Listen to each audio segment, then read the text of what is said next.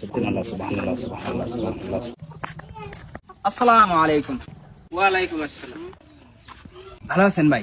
আলহামদুলিল্লাহ ভালো আছি। আপনি গো মহল্লায় 3 দিনকার জামাত নিয়ে আইছি। যাই হোক, ভালো রাখার মালিক আল্লাহ, খিলানের মালিক আল্লাহ, সবকিছুর মালিক আল্লাহ।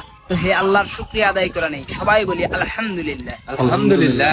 যে দয়ার নবী মায়ার নবী যেনাকে সৃষ্টি না করলে 18,000 মখলুকাতকে সৃষ্টি করতেন না, তার প্রতি একবার অন্তরে থেকে দরুদ পড়ে নেই, সবাই বলি সাল্লাল্লাহু আলাইহি ওয়াসাল্লাম। সাল্লাল্লাহু আলাইহি ওয়াসাল্লাম। যাই হোক ভাইরা, আমরা সবাই জানি এই দুনিয়া চিরদিন থাকার জায়গা না।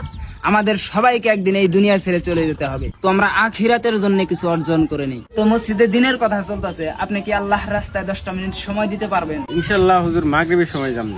আসসালামু আলাইকুম ওয়া রাহমাতুল্লাহ, আসসালামু আলাইকুম ওয়া রাহমাতুল্লাহ, আস্তাগফিরুল্লাহ।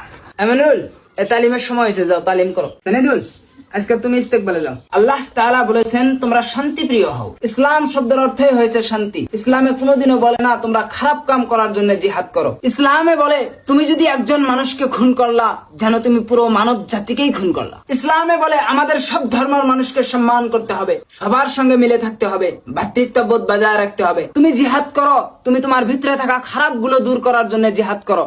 তুমি জিহাদ করো, তুমি একজন ভালো মানুষ হওয়ার জন্য জিহাদ করো। আসসালামু আলাইকুম। কাকু মসজিদে আইন, দিনের কথা আলোচনা হইতেছে।